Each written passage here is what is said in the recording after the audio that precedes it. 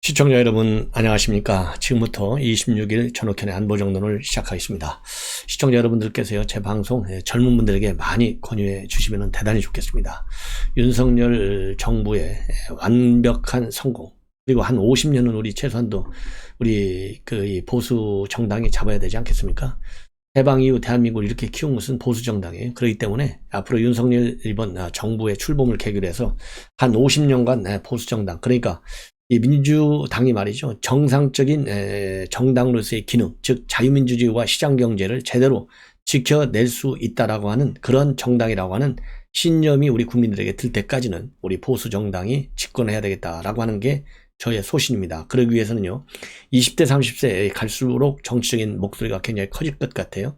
그런 측면에서 제 방송 시청하시는 여러분들, 요즘 많이 시청하시는데 여러분들께서 한 명씩만 젊은 분들 딱 추천해 주시면 하루에 10만 명씩 올라갈 수 있어요. 이 얘기는 제가 구독자를 많이 모신다 이런 측면보다는 이 정권의 안정적 운영, 그 다음에는 지금 우리 문재인 정권 5년 동안 얼마나 우리 스트레스 받았어요.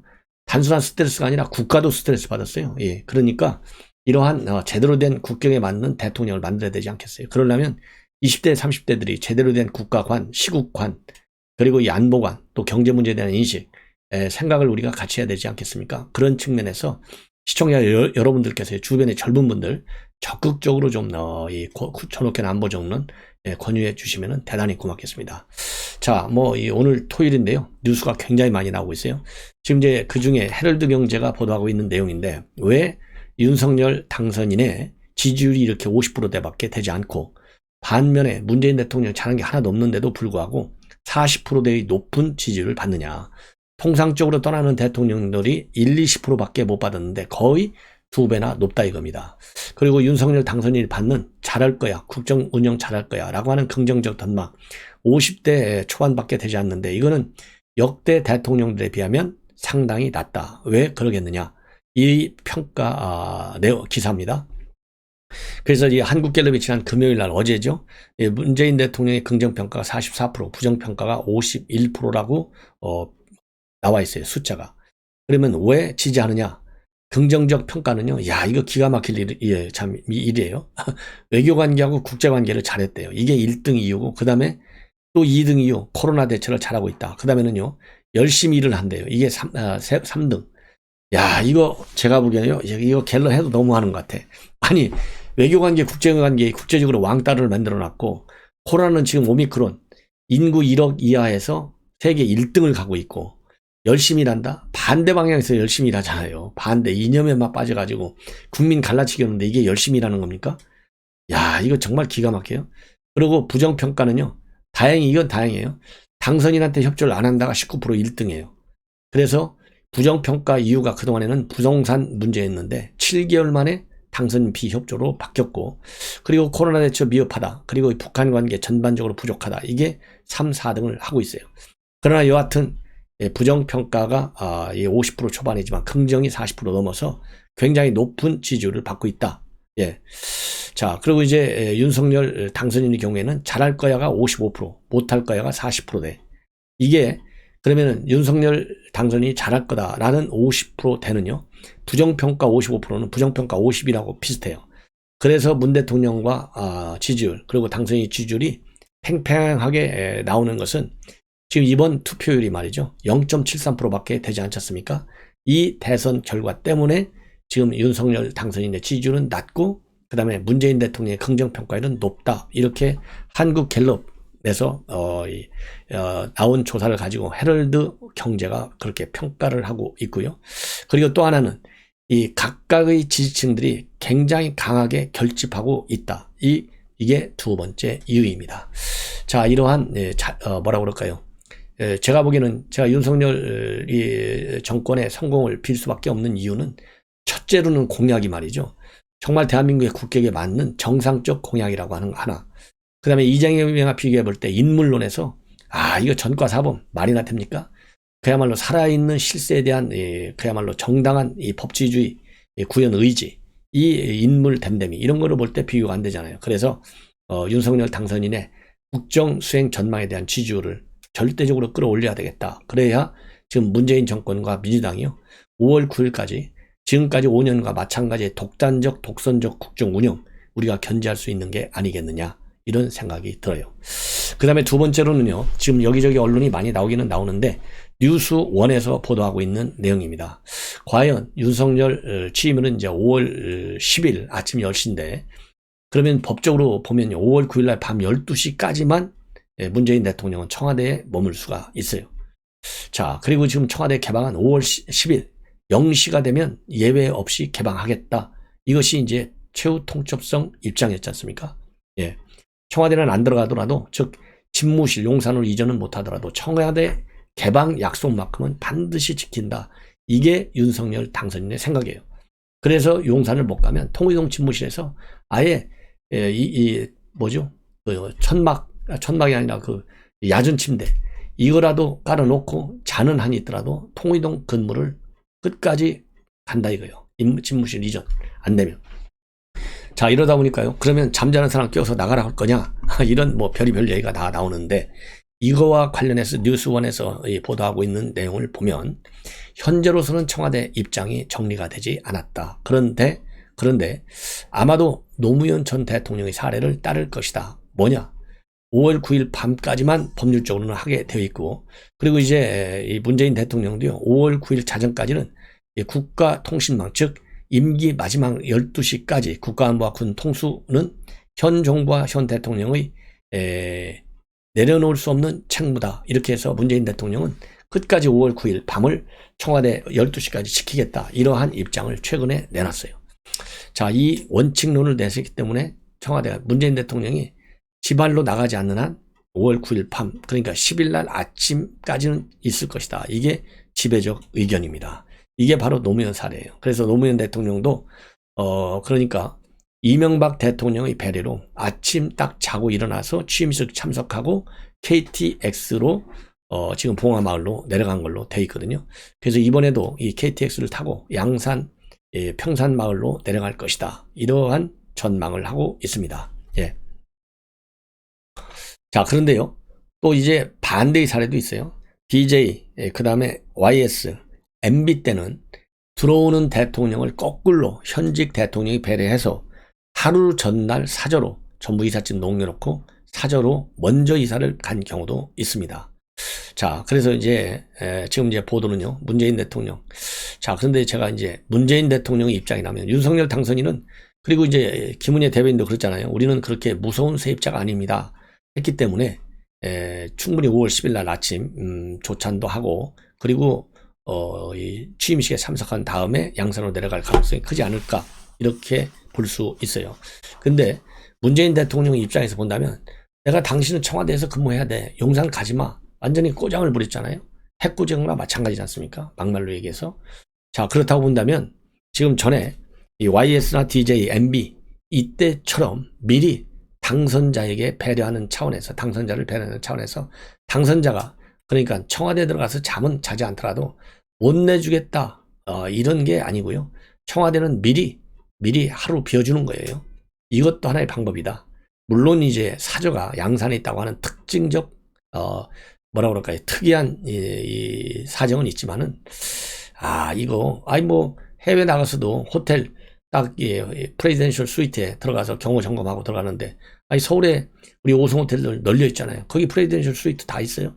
예, 거기서 자면 뭐 비행기도 새거 나와가지고 중동 피라미드 보러 구경 가는 세상에, 서울 5스타 호텔 대통령 경호요원들 쫙 깔아놓고 마지막 날을 보내는 것도 괜찮지 않은 아이디어 아닌가요? 화끈하게. 저는 그런 혁신적, 이례적 방안도 있다라는 점을 한번 말씀드리고 싶어요. 왜? 집무실 떠나면 안 돼. 용산 가지 마. 이 배짱으로 예비비 안 내보낸 배짱을 가지고 있는 현직 대통령인데, 떠나는 것도 본인이 융통성을 부려라. 예, 본인이. 예, DJ, YS, MB처럼 미리 떠나라. 이런 것처럼 말이죠. 글쎄요, 제가 좀 비정상인지 모르겠습니다. 시청자 여러분들께서 한번 판단 한번 해보시죠. 자, 이번에는요, 이 중앙일보에서 과연 차기 검찰총장 1순위는 누구냐, 이러면서요, 윤의 사람들을 요즘 매일같이 보도하고 있는데, 이번에는 조남관 전 대검 차장을 특별히 보도하고 있습니다. 이 보도 내용에 따르면 지금 윤석열 당선인의 1호 제1 그러니까 첫 번째 검찰총장은 조남관 대검차장이 떠오른다. 지금은 사법연수원장 아주 한쪽으로 밀려나 있죠. 이렇게 되어 있는데 그 왜 밀려났겠어요? 본래는요 이성윤이가 1호 그리고 2호가 조남관 이렇게 검찰총장 후보로 물망에 올랐었어요. 그런데 이게 추미애가 말이죠 윤석열 당선인을 징계하면서부터 시작해서 삐그덕거렸어요. 이성윤은 끝까지 애완견 그러니까 고검장까지 승진했죠. 이 검찰총장은 안 됐지만은 그러나 조남관은 징계 국면에서 반기를 들었어요. 내부 망에 공개적으로 윤석열 총장 내가 보니까 그렇게 징계받을 정도의 비위가 없다. 잘못이 없다. 그래서 이거는 추미애가 한 발 뒤로 물러서라. 징계를 처리하라. 이런 직격탄을 날렸습니다. 그러니까 굉장히 합리적이고요. 그야말로 요즘 상식의 시대라 했잖아요. 상식에 맞아. 자, 그런데 이제 그 정도로 추미애 밑에서 검찰국장을 하다가 말하자면 윤석열 검찰총장을 견제라도 하라는 듯이 세컨맨으로 보낸 거 아니겠습니까? 그러면서 이성윤 검사장이 삐끗하면 김호수를 검찰총장으로 시킬 수 있다. 양수겹장으로 조남관을 보낸 바 있어요. 그런데 추미애가 생각할 때는요. 전혀 생각지 않게 반말이 일어난 거예요. 아예 제목도 장관님께 올리는 글 이렇게 해서 내부 2+에 올렸어요. 공개적으로 직무정지, 징계 청구, 이거 철회하라. 이렇게 2020년 11월 30일 날입니다. 예. 그러니까 추미애가 데리고 있던 검찰국장 출신인 조남관 반기를 들은 거예요. 자, 그러면서 뭐라고 그럴까요? 만약에 징계, 그 다음에 직무정지 그대로 가면 검찰 구성원들의 마음을 얻기는커녕 오히려 적대시하는 결과를 초래하게 된다. 문재인 정부가 최우선 국정 과제로 추진해온 검찰개혁, 추동력을 상실한 채 명분도 실리도 모두 잃어버리고 숲으로 돌아가버리는 절체절명의 위기 상황이 올 수 있다. 그래서 총장님이 임기를 채우지 못하고 불명예스럽게 쫓겨날 만큼 중대한 비위나 범죄를 저지르지 않았다는 확신을 갖고 있고 임기 보장이 되지 않고 검찰의 정치적 중립과 독립이 무너진다면 검찰 개혁의 꿈은 무산이 되고 검찰을 권력의 신용으로 만드는 중대한 우를 범할 수 있다. 예, 그리고 그렇게 아주 강하게 주장을 했습니다. 그리고 이제 박범계가 들었으니까요. 박범계 장관이 뭘 수사 지휘했어요? 한명숙 모해 의중 의혹 사건 똑바로 해라 수사 지휘를 했어요. 그러니까 그 당시 대검 부장회의를 전격적으로 소집해가지고 이거 아무 법률상 문제가 없다. 불기소 처분을 해서 박범계하고도 맞섰습니다. 예. 그리고 또 현 보직으로 좌천된 이후에도요. 이 조남관 원장은 권력 앞에 비굴하지 말고 당당하라. 그러면서 정치적 중립을 일관되게 강조해 왔고요. 편가르지 말라라고 하는 것이 내 소신이다. 그러면서 현 정부의 검찰 개혁이 안 되는 이유도 지나친 진영화 탓이고 윤석열 당선인은 현장에 계실 때 공정을 자주 마셨으니 그렇게 할 걸로 믿는다. 이러한 강한 입장을 내놨고요. 최근에 김호수 임기 다 채우지 말고 나가라. 이게 이제 권성동 의원을 비롯해서 이제 그런 얘기가 나왔잖아요. 이 문제와 관련해서 윤석열 총장도 비슷한 얘기를 했어요. 이거와 관련해서는 검찰의 정치 중립의 시금석은 곧 총장의 임기 보장이다. 이럴 정도로 이제 강한 원칙론자라고 저는 봅니다. 예. 자, 그러니까 원칙론자니까 추미애 밑에서 검찰국장 하면 검찰총장 1순위까지 갔는데 그래가지고 가만히 아부만 잘했으면 애완견으로서의 역할을 했으면 검찰총장 됐을 거예요. 왜냐하면 이성윤이가 워낙 말이 많았으니까. 그리고 검찰총장 후보 추천위원회에서도 1위를 할 정도로 신망이 굉장히 컸어요. 그리고 이제 이 민주당하고는 굉장히 인연이 많아요. 그러니까 참여정부 때 청와대 특별감찰반장, 그러니까 주로 문재인 현 대통령이 민정수석도 하고 비서실장 할 때 같이 청와대에 근무했고요. 그 다음에 노무현 대통령 서거 소식을 듣고 직접 봉화마을까지 가서 이 조문을 표할 정도로 의식이 굉장히 강해. 그래서 현 정부 들어와서요. 계속 승승장구한 사람이에요. 2017년도 6월 우리 국정원 감찰실장으로 갔고 18년 6월에는 대검 과학수사부장으로 검사장 승진했고 2019년 7월 동부지검장을 갔고 2020년 1월 법무부 검찰국장으로까지 갔어요. 이러니까 그야말로 1등을 달린 분인데 지금 막말로 윤석열 총장 징계하면 안 돼. 이 한마디 했다고 해서 좌천을 됐어요. 그러다 보니까 이 대행 업무를 말이죠. 무려 3번씩이나 했어요. 3번씩. 그러니까 2020년도 11월 24일 날 직무정지 명령했을 때, 그 다음에 2020년 12월 16일 날,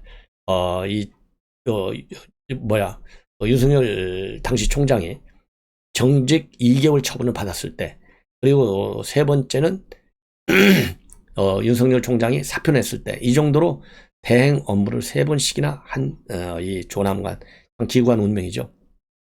그래서 이제 떠날 때 이제 식사까지 이제 윤석열 총장을 모시고 했는데, 그때 윤 총장은 잘 중심을 잡아서 검찰총장이 검찰 조직이 흔들리지 않게 이끌어달라, 이런 당부도 했고요. 공정한 검찰이 굉장히 중요하다, 이런 얘기도 좀 하고, 그래서 윤석열 총장의 신뢰도 상당한 상당히 갖고 있는 분이 아닌가, 이런 생각이 들어요. 그래서 중앙일보가 지금 보도하고 있는 영순위라고 하는 이 보도는 상당히 신뢰성이 크지 않을까, 이렇게 판단이 듭니다.